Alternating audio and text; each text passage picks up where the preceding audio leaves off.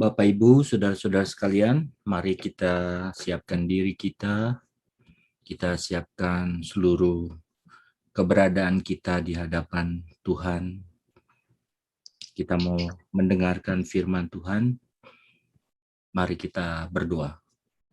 Bapa di dalam surga, terima kasih Bapa, kembali Bapa membawa kami semua saat ini di hadapan-Mu Bapa. Ajar kami untuk terus bisa menghormati Tuhan. Ajar kami untuk menjadi anak-anak yang taat.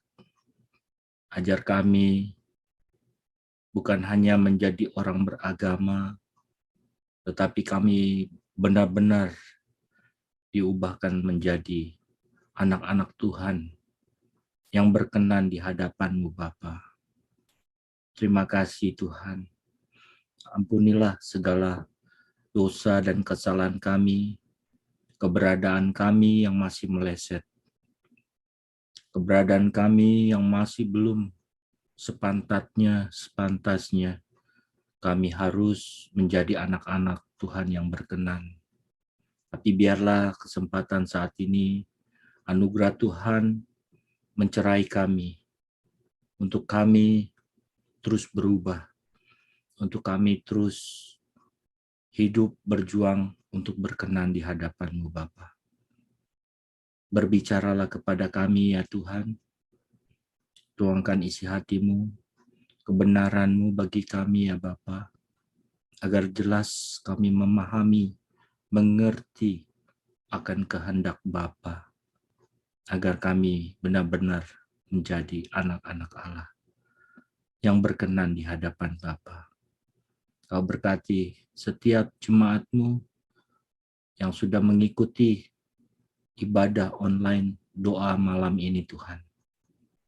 Tuhan juga hadir di setiap rumah masing-masing mereka, Bapa, dimanapun mereka berada, di Amerika maupun di Indonesia. Tuhan juga hadir bagi mereka yang mengikuti program online by Zoom ini Tuhan. Hamba berdoa Roh Kudus juga melawat masing-masing kami. Roh Kudus juga memimpin kami untuk kami mengerti firman-Mu dan kami dirubahkan. Terima kasih Bapa, layakan hamba-Mu untuk menyampaikan firman-Mu. Dan hanya di dalam nama Tuhan Yesus kami berdoa. Terima kasih Bapa. Amin. Amin. Bapak, Ibu, saudara-saudara sekalian, saudara-saudara yang terkasih, kita kembali lagi di dalam ibadah online doa malam, saudara. Ya, saya harap Bapak Ibu terus ya kita mau setia ikut Tuhan, kita terus mau ya belajar untuk benar-benar mengerti akan firman Tuhan. Karena ini penting, saudara. Ya. Firman yang benar itu harus benar-benar kita terima. Firman yang murni itu benar-benar harus kita mengerti. Karena tanpa kita menerima firman yang benar dan tanpa kita mengerti firman yang benar, sudah barang tentu kita tidak bisa menjalankan kehidupan sebagaimana mestinya yang Tuhan kehendaki untuk setiap kita yang mengakui bahwa Yesus Tuhan dan Juru Selamat. Ya, jadi ini sangat penting. Dan demikian juga itu akan mengubah hidup kita, saudara. Karena tidak mungkin kalau firman yang benar, firman yang murni, kita terima dengan baik, dan kita mengerti, pahami dengan baik, tidak mungkin kalau tidak merubah hidup kita, saudara. Ya, ini yang harus kita benar-benar kita pahami dan kita harus mau concern di sini, saudara. Ya, Sebab kalau orang percaya, orang Kristen, dia tidak menerima firman yang benar, atau mungkin karena banyak pengajaran hari ini, banyak khotbah-khotbah, firman-firman yang gampang kita dengar, yang mudah kita terima dari siapapun yang kita tidak kenal, yang kita tidak tahu, kita juga bisa menerima firman yang menggunakan, ya tentu semua menggunakan Alkitab, atau juga mereka bisa menggunakan dengan berdasarkan pengalaman-pengalaman mereka. Tetapi itu masih bersifat subjektif, ya. Tetapi kalau kita benar-benar menerima firman yang benar dan kita memahaminya, saudara, sudah barang tentu kita akan menjalankannya. Sudah barang tentu kita akan pasti mengenakannya dalam hidup kita. Jadi, saudara, ini sangat penting untuk benar-benar kita, ya, tidak sembarangan. Kenapa? Karena dampaknya sangat luar biasa, saudara.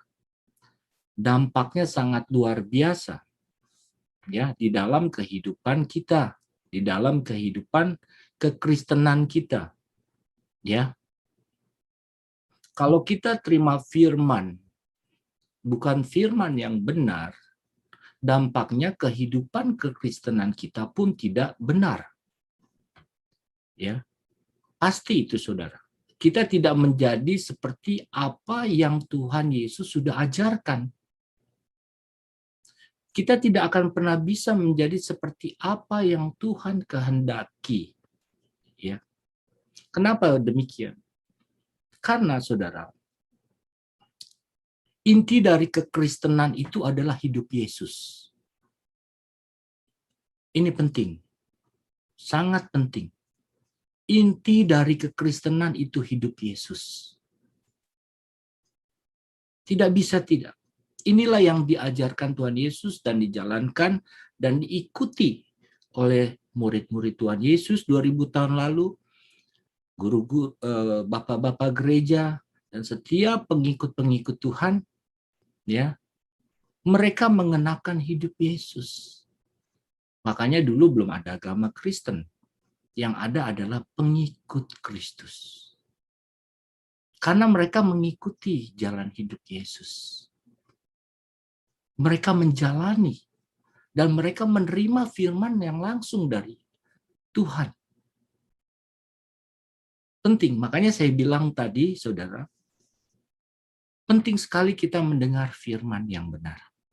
Karena firman yang benar itu mengimplementasikan karakter kita. Karena karakter itu terbentuk dari apa yang kita terima, yang kita konsumsi, yang itu membentuk cara berpikir kita, mindset kita, dan itu menjadi gaya hidup. Gaya hidup lalu jadi karakter, jadi kebiasaan, jadi natur, dari kodrat. Tentu perjalanan ini tidak sulapan, saudara, ya. Untuk sampai benar-benar menjadi seperti Yesus tidak ada yang sulapan, tetapi natural. Natural. Tuhan tidak pernah mengajarkan atau menciptakan, membuat sesuatu itu tanpa proses. Tetapi proses itu juga tidak bisa berlangsung kalau kita juga tidak menjalankan proses itu dengan baik. Proses yang Tuhan sediakan dalam segala sesuatu. Yang fasilitas keselamatan yang Tuhan sediakan, saudara. Di situ ada Roh Kudus, ya. Di situ ada penebusan. Di situ ada firman. Di situ juga Allah bekerja dalam segala sesuatu. Itu fasilitas keselamatan. Tetapi fasilitas keselamatan juga tidak akan pernah bisa berlangsung dalam kehidupan orang Kristen untuk menjadi seperti Kristus kalau fasilitas itu tidak digunakan. Kalau fasilitas itu tidak diresponi. Kalau fasilitas itu tidak dijalani. Ya. Ini penting untuk supaya kita benar-benar ada sudah di dalam suatu track-nya Tuhan, saudara. Ya. Dan ini merupakan suatu kemutlakan. Mutlak. Ya. Sebab untuk memiliki karakter seperti Kristus, saudara, dan menjadi serupa seperti Tuhan Yesus, itu mutlak. Mutlak. Jadi tidak boleh ada kehidupan yang lain yang menjadi pola dalam standar bagi kehidupan kita sebagai orang Kristen selain kehidupan Yesus. Tidak boleh ada, saudara. Ya, kita harus berjuang di situ. Ya, kita harus berjuang untuk menjalani pola hidup standar kehidupan Yesus. Ini mutlak. Itu sebabnya Kristen kan to be like Christ. Seperti Yesus. Dan ini sudah dikemukakan di dalam Alkitab di dalam 1 Yohanes 2 ayat 6. Ya. Dan kita sudah tahu ayat ini. Tapi saya akan bacakan kembali bagi kita semua, saudara. Dalam 1 Yohanes 2 ayat 6 dikatakan, barang siapa mengatakan bahwa ia ada di dalam Dia, ia wajib hidup sama seperti Kristus telah hidup. Jadi memutlak, saudara. Ya, ini suatu kemutlakan.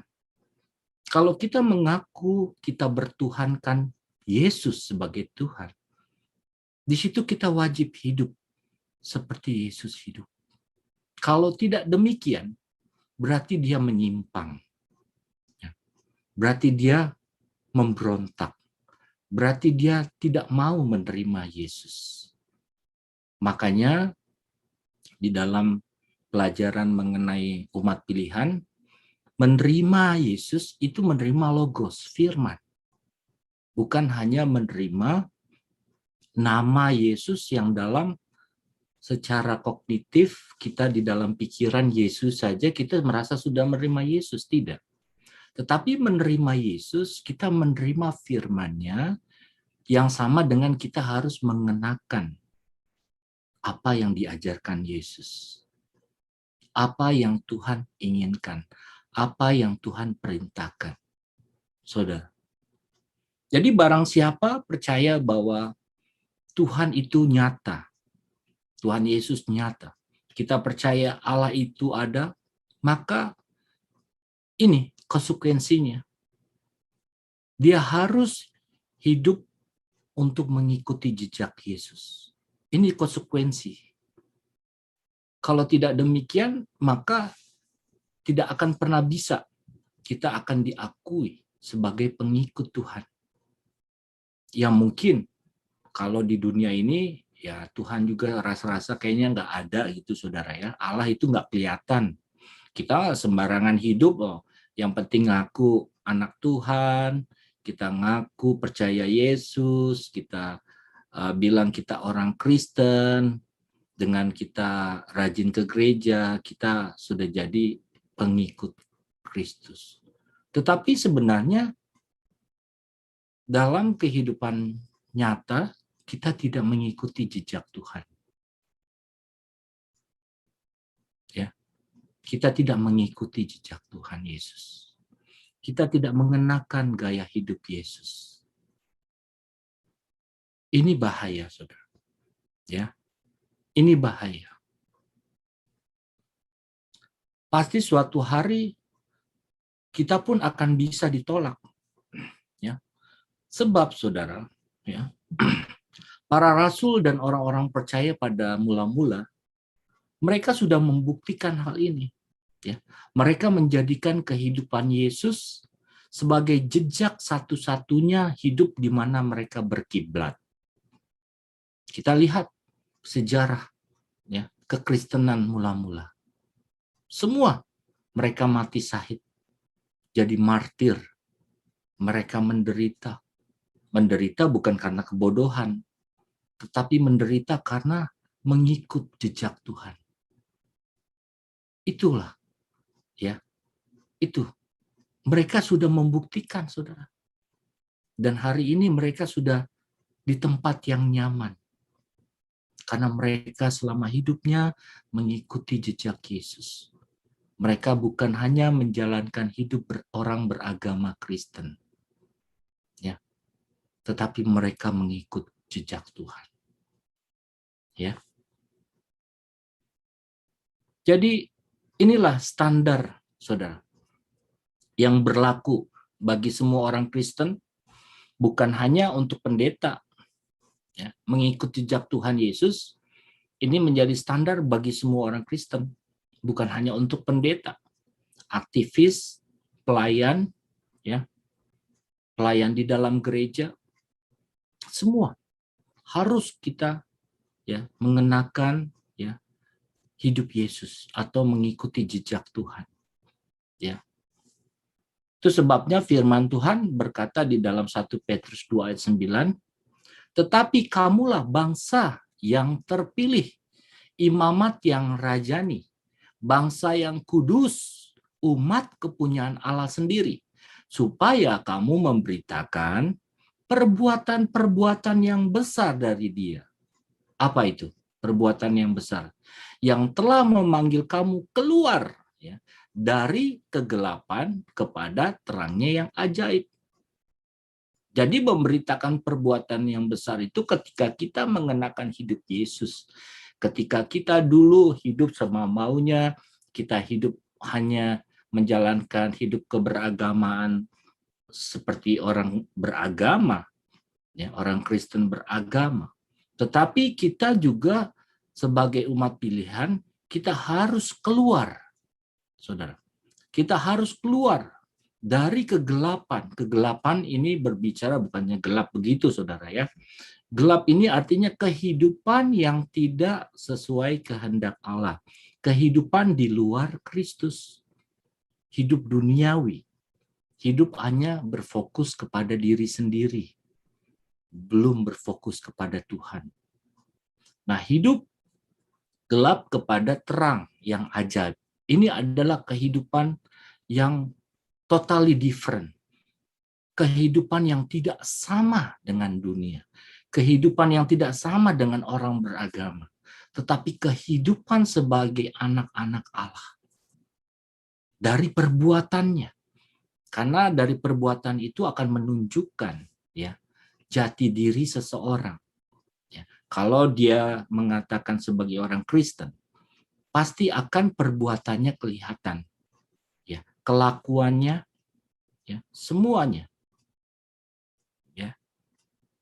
Nah, Alkitab mengatakan bahwa setiap orang percaya adalah imamat yang rajani, bangsa yang kudus, kepunyaan Allah sendiri. Hal ini menunjuk bahwa setiap orang percaya dari kalangan sosial manapun, saudara, mereka memiliki standar yang sama. Sama, kita punya standar, nggak ada yang beda. Kalau ada di orang Kristen, ada di dalam lingkungan pelayanan, itu tugas tanggung jawab aja sebagai pekerja, saudara. Ya. Tetapi standar kita semua orang Kristen sama di mata Tuhan. Tuhan itu tidak membeda-bedakan, saudaraku. Sama sekali. Ya. Karena yang bernilai di mata Tuhan itu bukan fisiknya, bukan jabatan, bukan apa yang kita miliki, tapi yang bernilai di mata Allah, yaitu roh yang di dalam diri kita. Karena roh semua kita ini berasal dari Bapa. Itu sebabnya Alkitab mengatakan Bapa itu Bapa segala roh. Artinya semua roh yang ada di bumi ini yang eksis itu berasal dari Bapa. Roh itu. Allah itu Bapa segala roh. Saudara. Sebab itu yang bernilai. Itu yang bernilai di mata Bapa. Ya. Jadi kita harus melihat kebenaran Alkitab itu secara utuh. Saudara ya. Semua kita sama. Jangan ada kita bedakan. Ya. Nah, setiap orang yang mengaku Yesus adalah Tuhan, saudara, ini nggak bisa enggak. Ini wajib. Harus mengikuti standar ini, yaitu mengikut hidup Yesus. Ini kemutlakan. Ya. Ini yang normal. Standar hidup manusia, umat pilihan, ini kita berbicara untuk umat pilihan, saudara ya. Yang standar itu kita harus mengenakan hidup Yesus. Wah, berat tuh. Emang nggak mudah. Makanya Tuhan juga bilang jalan sesat. Tetapi ini kewajiban yang nggak bisa kita toleransi sama sekali. Ya, memang Tuhan itu seakan-akan tidak ada. Kita mau sembarangan hidup dengan cara berpikir, perkataan kita nggak jaga, kelakuan kita terhadap sesama, kita mau sendiri. Memang kayaknya juga Tuhan nggak tersinggung, Tuhan nggak marah, saudara. Seakan-akan juga Tuhan juga bodoh amat.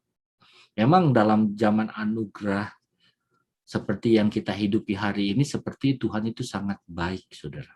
Sepertinya, ini tanda kutip.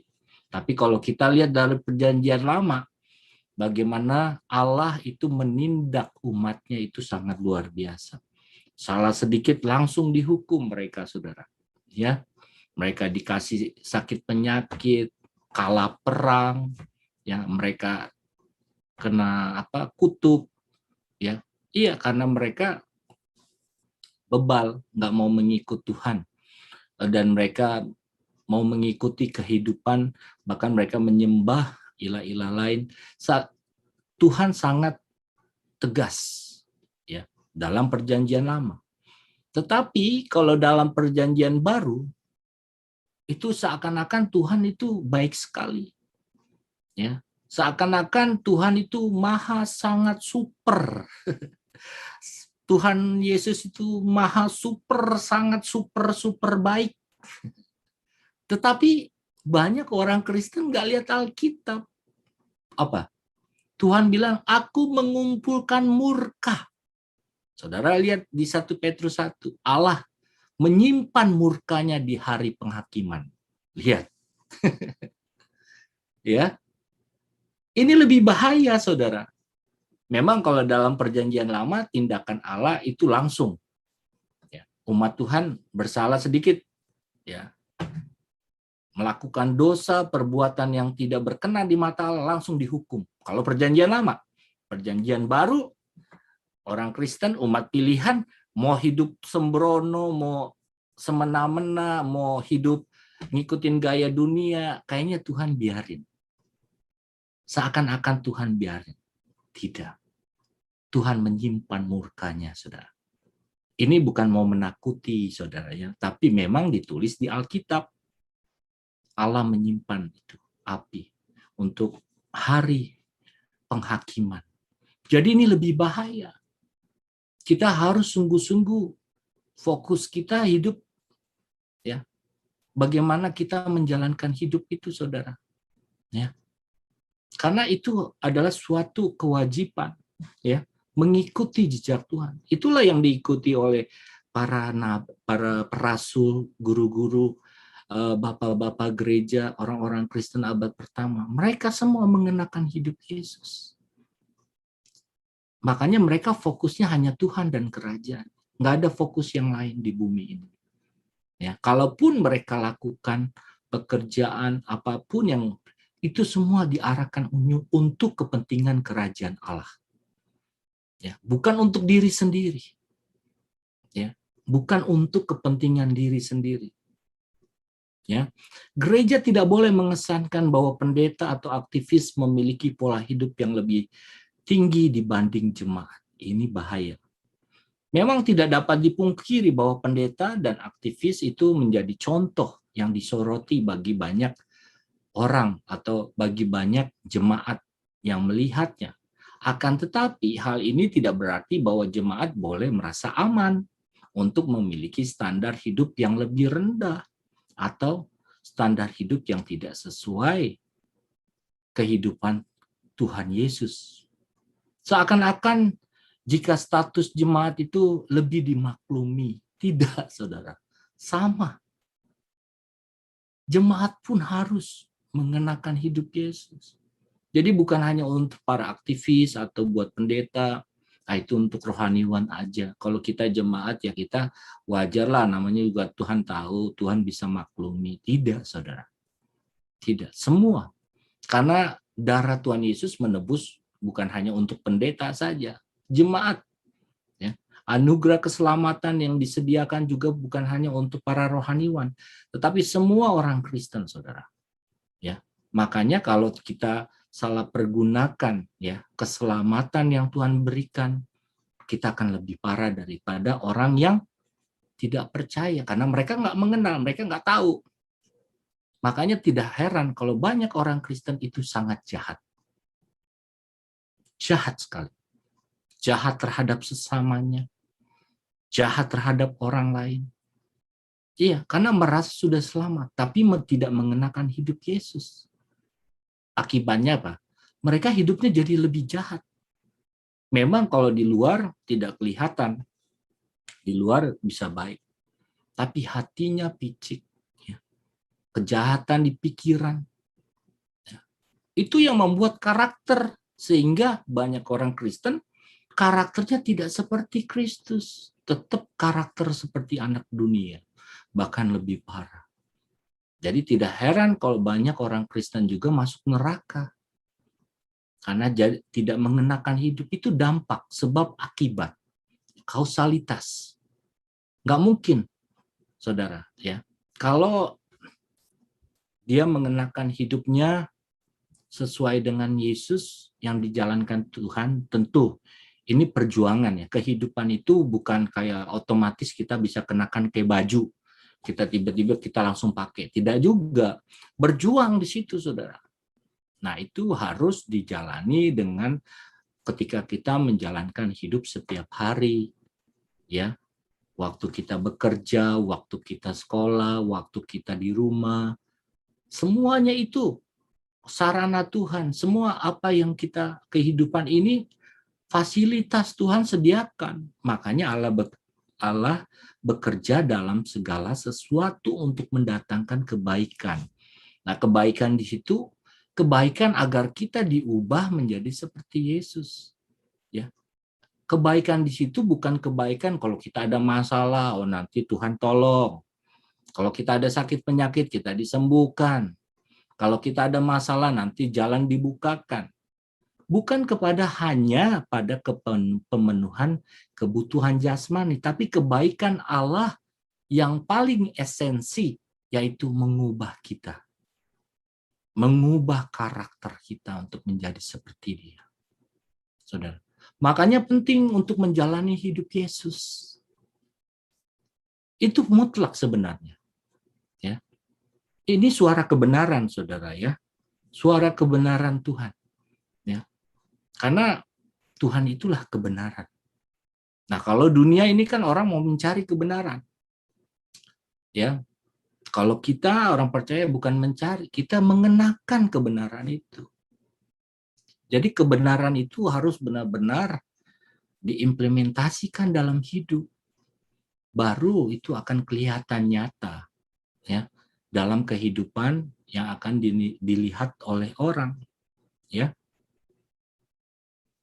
Jadi kalau ya, orang masih memberikan perbedaan-perbedaan, dan ini sangat kental, saudara, ya. Kita tahu di dalam gereja itu selalu ada ya perbedaan. Oh, ini pelayan Tuhan, ini jemaat.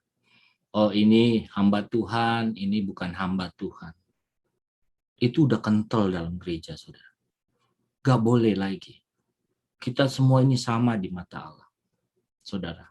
Ini yang saya belajar terus dari awal pelayanan. Kalau kita demikian, kita sebenarnya masih menggunakan pola beragama. Ya. Masih beragama. Ini harus kita hindari. Ya. Kita tidak boleh terjebak dengan pola kehidupan orang beragama Kristen. Jangan terjebak di situ. Kita tidak akan bisa mengenakan hidup Yesus. Enggak. Ya. Dan ini yang biasa kita kita toleransi. Ah, wajarlah. Yang penting kita berbuat baik. Nah, itu. Nggak boleh. Kita harus concern, kita mengenakan hidup Yesus. Kita berjuang untuk mengenakan hidup Tuhan Yesus 2000 tahun lalu. Sehingga pertumbuhan karakter untuk menjadi serupa Yesus itu benar-benar, saudara, dialami oleh setiap kita. Ya. Kalau kita masih mentolerasi cara pola berpikir keberagamaan, berarti kita tidak mau mengenakan hidup Yesus. Kita masih suka dengan kehidupan orang beragama Kristen. Itu sama kita memberontak Tuhan.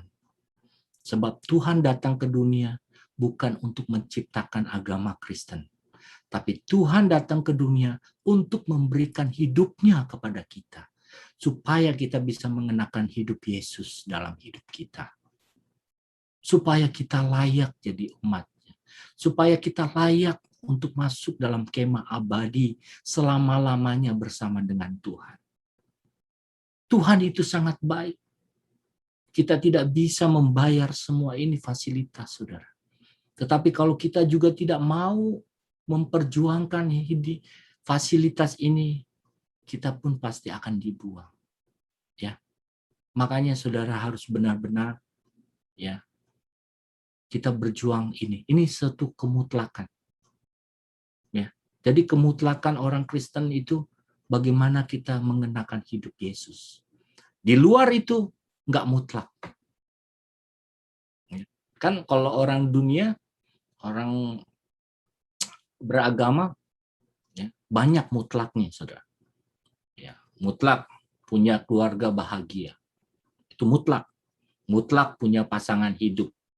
Mutlak punya karir yang baik. Banyak mutlaknya, saudara. Mutlak jadi sukses. Ya. Mutlak apa lagi? Banyak mutlak-mutlak yang lain. Tapi bagi kita sebagai umat Tuhan, itu bukan suatu yang mutlak. Yang mutlak kita mengenakan hidup Yesus. Apakah kita sudah mengenakan hidup Yesus atau tidak? Sebab semua kita harus mempertanggungjawabkan hidup kita di hari penghakiman. Apakah kita sudah menjadi seperti putra anak tunggal Allah Bapa, yaitu Tuhan Yesus? Itu yang mutlak. Jadi hal-hal yang lain itu jangan jadi kemutlakan. Walaupun ya saudara juga bisa perjuangkan. Bisa juga saudara raih, bisa. Tapi itu bukan mutlak. Jadi artinya boleh bisa, boleh enggak. Ya kan? Tapi yang mutlak dalam hidup kita harus mengenakan hidup Yesus. Harus mengenakan hidup Yesus. Ya. Semua yang kita usahakan harus benar-benar untuk kepentingan kerajaan Allah. Ingat, Alkitab mengatakan bahwa kita sudah ditebus darah Tuhan Yesus, kita menjadi orang yang berhutang. Ini banyak orang ya biasa membicarakan, mengatakan ya bahwa kita sudah ditebus darah Tuhan Yesus, tapi sebenarnya nggak ngerti. Ditebus itu agar kita ya mengenakan mengikuti apa yang Tuhan rancang. Ya, makanya kalau orang dunia, orang di luar Kristen, mereka nggak dituntut seperti itu. Orang di luar Kristen mereka nggak dituntut, tapi kita yang menerimanya dan kita ditebus darah Tuhan Yesus, ya untuk mengikut Tuhan Yesus kita berhutang, ya hutang. Jadi kita harus benar-benar ya fokus kita hanya untuk kepentingan kerajaan surga. Apapun di dalam hidup ini, di dalam keluarga, di dalam pekerjaan, di jalan, dimanapun, di gereja, semua tidak ada kepentingan di dalam hidup ini yang tidak untuk kepentingan kerajaan Allah. Semuanya harus untuk kepentingan kerajaan Allah, saudara. Dan hal ini sejajar dengan kehidupan Yesus. Ketika Tuhan hidup sebagai manusia seperti saudara dan saya, Tuhan mengenakan hidup hanya untuk kepentingan kerajaan Allah. Ya. Jadi benar-benar kita mengikut jejak Tuhan, saudara. Seperti benar-benar yang Alkitab catat. Makanya kesaksian kemarin di gereja saya bilang, bukan gereja, di doa malam seperti ini, saudara. Saudara perhatian, orang-orang Kristen yang ada di dalam Alkitab itu berbeda dengan orang Kristen yang ada hidup hari ini. Jauh berbeda. Ya. Karena mereka mengikuti atau menjalankan Kristenannya hanya beragama. Dan itu pasti akan ditolak Tuhan. Pasti nggak akan diterima di dalam kerajaan Allah. Tapi orang-orang Kristen yang di Alkitab, mereka yang berjuang, mereka yang memfokuskan hanya untuk kerajaan Allah, mereka yang sudah sekarang di surga, mereka yang sekarang sudah di tempat yang nyaman, saudara. Di dalam dunia mereka menderita, tetapi mereka berhak memperoleh mahkota kemuliaan, karena mereka sudah berjuang dengan sungguh-sungguh, mengikuti jalan Tuhan, dan kepentingan hidup hanya untuk kerajaan Allah. Ya, makanya tidak ada mahkota tanpa perjuangan. No crown without cross. Tidak ada kemuliaan tanpa penderitaan. Ada penderitaan untuk mengikut Tuhan, baru kita memperoleh kemuliaan. Itu kausalitas sebab akibat. Ya. Sebab akibat. Ya. Tuhan Yesus menolak untuk menyembah iblis. Ya. Untuk menggantikan dunia, untuk bisa diberikan kepada Tuhan. Ia tidak melihat dunia sebagai suatu yang harus diraih sebagai tujuan. Sebaliknya, Tuhan melihat Allah Bapa adalah satu-satunya tujuan hidupnya yang harus diperkenankan selama hidupnya. Ya. Oleh karena itu, setiap orang Kristen harus memiliki tekad seperti ini. Ini adalah tekad yang sempurna, ya, untuk meninggalkan percintaan dunia dan berkemas-kemas untuk pulang ke surga. Ya. Kita harus siap untuk berjuang, untuk menjadi anak-anak kesukaan Bapa di surga setiap saat. Ini satu-satunya agenda hidup kita, saudara. Ya. Jika dalam hidup ini kita mencapai sukses, ya, jangan sampai hal itu dipandang sebagai standar yang menjadi tujuan hidup. Itu bukan standar hidup kita. Itu bukan standar hidup orang Kristen. Bukan berarti saudara nggak boleh sukses, ya. Sukseslah, ya. Tapi sukses itu bukan menjadi standar, ya, untuk tujuan hidup sebagai orang Kristen. Sukses yang menjadi standar hidup orang Kristen bahwa kita harus mengenakan hidup Yesus hingga kita menjadi serupa dengan putranya. Ya. Sukses kita tidak diukur dari banyaknya punya uang atau materi yang kita bisa miliki, kedudukan, gelar, pangkat yang kita bisa terima, kita raih di bumi ini. Tetapi seberapa kita benar-benar bisa menjadi anak-anak kesukaan Bapa seperti Yesus. Kita mengenakan hidup Yesus. Kita menjadikan Tuhan menjadi kepentingan bagi hidup kita. Melakukan kehendak Bapa. Di situ kita menjadi anak-anak kesukaan Bapa. Seperti Tuhan Yesus. Luar biasa, saudara. Ini tidak ada di dalam agama manapun. Ini tidak ada di dalam kepercayaan atau keyakinan manapun. Ini hanya ada di dalam kekristenan. Bagaimana kita orang yang berdosa, bagaimana kita orang-orang yang sebenarnya tidak pantas, kita orang sebenarnya tidak layak untuk menjadi, ya, anggota keluarga kerajaan Bapa. Tetapi karena oleh anugerah dari Tuhan Yesus, kita bisa menjadi anak-anak kesukaan Bapa di surga. Seperti Tuhan Yesus hidup. Ini menjadi tujuan satu-satunya, dan ini harus menjadi kemutlakan bagi kita. Ya, harus menjadi tujuan. Jadi penderitaan apapun di bumi ini tidak menjadi hambatan.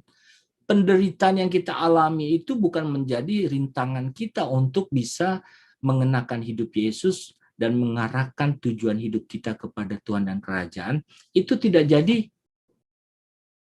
masalah lagi. Jadi masalah kita bagaimana kita berjuang menjadi anak kesukaan Bapa.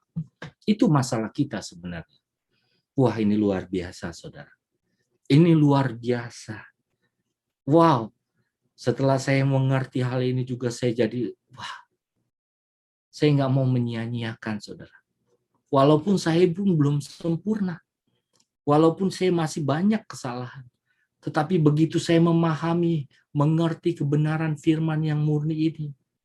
Wah, ini mengubah hidup saya. Pertama dari cara saya berpikir. Perubahan itu dimulai dari cara berpikir, saudara. Mindset dulu. Karakter itu terakhir. Karena merubah karakter itu paling sulit. Tapi at least mindset saudara itu udah berubah. Saudara sudah memiliki mindset cara berpikir, pola berpikir anak Allah. Itu dulu pertama. Mengerti akan kebenaran ini. Sehingga itu saudara bisa benar-benar menjadi ya roti yang terpecah, anggur yang tercurah. Ya. Harus sampai krek dengan Tuhan. Ya. Baru karakter itu akan mulai diubah. Ya. Karakter itu mulai dari mindset. Makanya dari awal saya bilang firman yang benar harus mutlak diterima. Kalau saudara dengar khotbah-khotbah ya firman Tuhan yang gampang sekarang, anytime saudara gampang sekali, nggak perlu nyari, saudara bisa dikirimin orang. Wah, khotbah dari si ini, khotbah dari si itu. Coba saudara rasakan, apakah firman-firman yang saudara dengar itu membuat saudara menjadi anak kesukaan Bapa enggak? Saya rasa tidak. Nggak mungkin. Tapi kalau kebenaran firman yang murni, nggak mau enggak. Saudara itu pasti akan berubah. Saudara dari mindset, pola berpikir saudara diubah. Karena kuasa Allah itu melalui firman Allah. Firman yang benar, tapi kuasa Allah itu. Nah, makanya penting sekali saudara jangan pernah berhenti ya atau meninggalkan ya doa malam seperti ini ya. Jangan sampai saudara telat pun jangan. Berusaha dari awal. Saya berjuang saudara. Walaupun saya pemberita firman, saya harus sudah duluan. Nggak boleh, oh nanti firman kan di tengah, nanti aja lah yang lain dulu gitu. Nah ini pola-pola berpikir bukan pola berpikir Tuhan Yesus. Ya, harus semua ditinggalkan ya. Makanya kalau kita udah tahu bahwa kita punya doa malam, misalnya jam 6, udah setengah jam sebelumnya kita udah siap-siap. Persiapin diri, saudara, untuk menerima berkat dari firman. Jangan saudara, nunggu nanti baru mulai, masih nyanyi-nyanyi. Ini kan kebiasaan. Kebiasaan cara berpikir orang beragama Kristen. Makanya kan bertahun-tahun nggak berubah. Karena pola berpikirnya terus dipertahankan. Kita harus berubah dari rutinitas kebiasaan kita. Harus, saudara. Kalau saudara mau benar-benar ya menjadi orang Kristen yang sejati, menjadi pengikut Tuhan Yesus yang benar. Jadi cara berpikir harus berubah, saudara. Walaupun dengan doa di Zoom, saudara juga persiapkan. Karena di situ Tuhan sudah hadir. Ada Tuhan, ada Allah. Persiapkan. Ya. Saya juga tadi jujur aja, perut saya kosong. Padahal saya pikir tadi saya 1 jam sebelumnya sudah makan, tapi kok tiba-tiba kayak kosong gitu. Saya udah kalau kosong gemeteran, saya tadinya mau nunggu sampai nanti aja. Cuman gak berani mau ini. Akhirnya karena saya udah gemeteran, saudara, saya tutup kamera. Kalau enggak saya nggak tutup kamera, saudara. Enggak tutup kamera. Kenapa? Bukan kita mau tonjolin diri, mau show, ini kelihatan. Enggak. Ada Tuhan. Kita belajar untuk merubah cara berpikir kita ya dari hal-hal yang sederhana ini, saudara. Ya, bagaimana kita mempersiapkan diri dalam setiap pertemuan doa, ya. Kita bisa rasa ada Tuhan dan kita belajar untuk menghormati Allah dengan jam-jam khusus seperti ini. Ya. Nah, kalau orang yang nggak terbiasa menghormati Tuhan dengan punya jam-jam doa yang baik, dia nggak peduli, ya. Yang penting udah absen, ada ikut, ya kan? Oh, yang penting ada namanya hadir. Jangan. Bagaimana kita mau jadi anak Allah begini, hal-hal yang sederhana aja kita tidak punya concern, kita nggak punya keseriusan. Tetapi inilah dunia sudah sangat gelap, saudara. Ya, dunia udah sangat gelap. Makanya tadi saya bilang, Alkitab yang ngomong, murka Allah itu disimpan hari penghakiman. Ya, saya harus menyuarakan ini agar semua kita bertobat, semua kita berubah. Ya, benar-benar kita harus jadi anak-anak Tuhan yang benar. Kalau enggak begitu, saudara, siapapun kita pasti ditolak. Allah menyimpan murkanya, saudara. Makanya kita harus berubah menjadi hidup yang benar. Dalam hal pertemuan doa seperti ini, saudara, jangan telat juga. Usahakan kita on time selalu. Ya, itu orang kalau yang sudah biasa dia punya jam-jam doa yang tiap hari, saya bisa lihat. Nggak mungkin sikap hatinya itu bengkok. Ya, ya cuman kan orang kan juga banyak alasan, saudara ya. Namanya manusia itu masih terus megang kedagingannya, banyak alasan. Alasan inilah, alasan itu. Ya kalau sekali dua kali sih saya ngerti, tapi kalau tiap minggu begitu terus, berarti itu bukan alasan, tapi memang orangnya nggak benar, ya kan? Kalau seminggu sekali dua kali, oh iya ngerti. Tapi kalau tiap minggu begitu, itu memang kan karakternya udah rusak, ya. Tapi dia nggak sadar bahwa dirinya itu rusak, jiwanya rusak. Nah nanti kalau di gereja menyembah Tuhan lagi, waduh, ya kan? Padahal hubungan dengan Tuhan, sikap hati, kelakuan yang yang sederhana, ya. Yuk, mari kita bertobat, sungguh-sungguh berubah kelakuan kita. Jangan kita hanya pintar untuk mengatakan Tuhan baik, ya. Oleh karena itu, setiap orang Kristen harus memiliki tekad yang sempurna, saudara. Kita harus meninggalkan percintaan dunia dan berkemas-kemas untuk pulang ke surga. Ya, kita harus hidup sedia berjuang menjadi anak-anak Allah, menjadi kesukaan Bapa. Ya, setiap saat ini agenda hidup orang Kristen yang benar, saudara ya. Jika dalam hidup ini kita mencapai sukses, jangan sampai kita menjadi tujuan hidup di sukses ya. Firman Tuhan mengatakan di dalam Kolose 3 ayat 1-3 bahwa kita harus memikirkan perkara-perkara di atas ya. Sebab kamu telah mati dan hidupmu tersembunyi bersama dengan Kristus. Jadi kesuksesan kita saudara adalah ketika kita berhasil mencapai jejak hidup yang dipertunjukkan oleh Tuhan Yesus selama dia hidup di bumi ini, yang tercatat di dalam Injil, baik itu dalam tingkah laku, belas kasihan, kemurahan hati, kesucian, dan karakter yang berkenan di mata Bapa.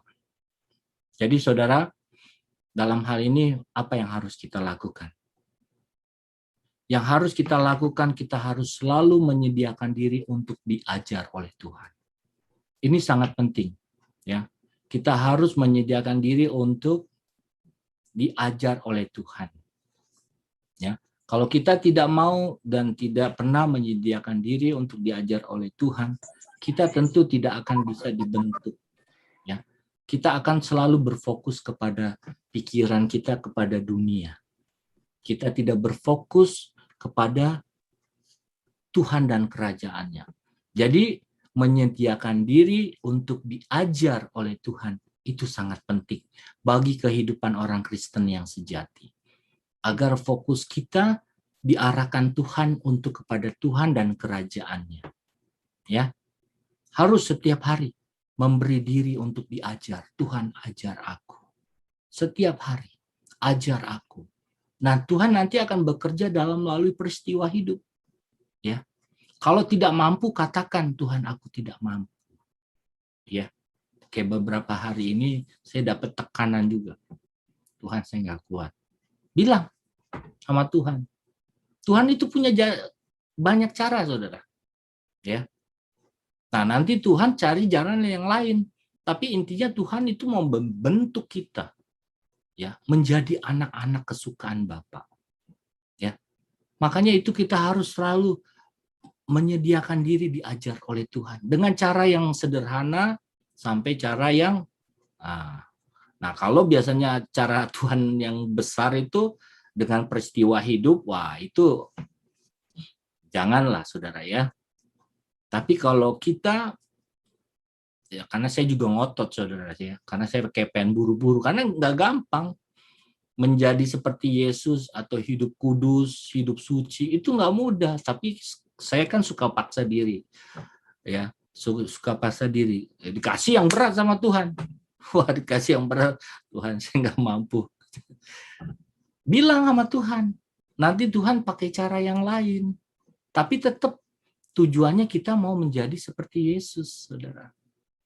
Ya, ini harus jadi hasrat kita selama di bumi. Karena kalau udah mati udah nggak bisa, saudara. Nanti mati udah nggak bisa dibentuk. Nah, selama di dunia ini Tuhan sedang mensekolahkan kita. Ini kesempatan kita bagaimana kita diubahkan jadi anak Allah seperti Yesus. Ya, itulah kesuksesan. Jadi kita nggak ada yang sukses di bumi ini bukannya jadi pendeta sukses, punya gereja sukses, punya jemaat banyak sukses. Itu duniawi semua. Ya, itu duniawi.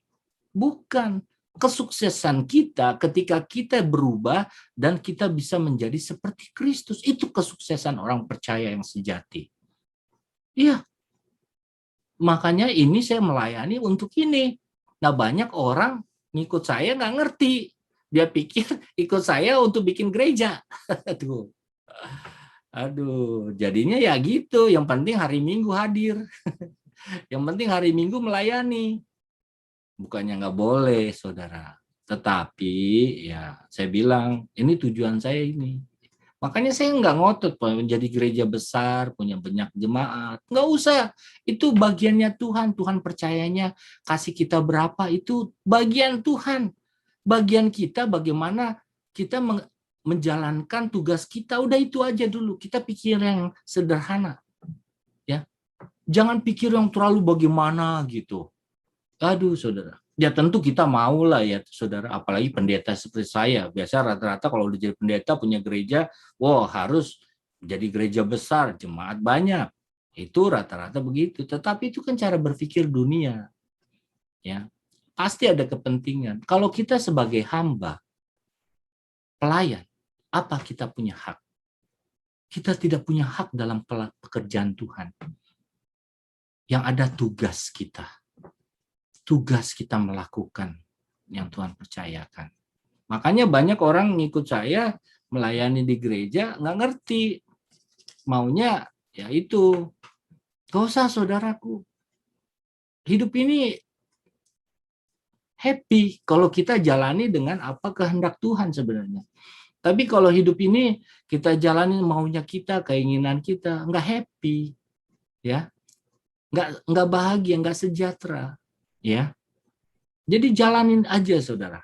Ya, makanya kita harus selalu menyediakan diri untuk diajar oleh Tuhan, ya, supaya kita punya hubungan sama Tuhan itu semakin erat.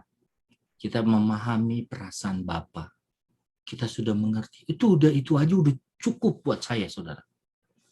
Mengerti perasaan Tuhan aja itu udah cukup. Oh, begini ya Tuhan. Oh, Tuhan maunya begini ya. Udah cukup, itu saya sudah senang itu. Saudara, karena memang saya nggak ada keinginan apa-apa di gereja ini mau bagaimana jadi pendeta besar, enggak. Cukup, saudaraku. Ya, apa mau jadi pendeta atau pelayan yang terkenal, nggak ada gitu-gitu. Kita harus belajar untuk menjadi anak kesukaan Allah dalam segala hal. Ya, tanpa kesungguhan untuk belajar mengenakan jejak Yesus, maka kita tidak akan pernah masuk ke dalamnya. Nggak mungkin. Karena yang masuk ke dalam surga, mereka yang mengenakan hidup Yesus. Kehidupan Yesus harus menjadi kemutlakan bagi kita untuk dikenakan. Tidak ada yang lebih mutlak selain mengenakan hidup Yesus, saudaraku. Ya, kaya, hormat, memiliki banyak fasilitas harus dipandang itu hanya sebagai kerelatifan. Artinya boleh kita miliki, boleh tidak, ya. Akan tetapi kehidupan Yesus itu kemutlakan, harus dimiliki karena hidup kita hanya untuk mengenakan jejak Tuhan. Inilah, ya, kehidupan kekristenan yang sejati. Di luar kehidupan ini berarti dia bukan Kristen yang sejati. Amin, saudara. Yuk, mari kita membuka hati pikiran kita. Ini kebenaran, suara kebenaran Tuhan. Ya. Dan kita, saudara, diberkati. Pasti diberkati. Hidupmu berbeda. Pasti saudara akan berubah. Ya. Kalau saudara mau menerima kebenaran ini. Sebab itu berjuanglah. Ya, berjuanglah. Karena mengenakan hidup Yesus itu mutlak.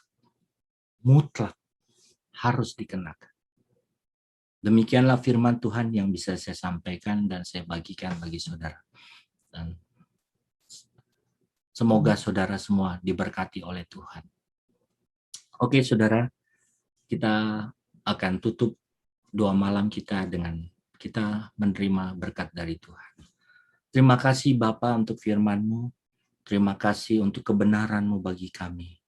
Tuhan, tolong setiap kami, jemaat-Mu, mampukan kami dalam sisa akhir hidup kami, Tuhan.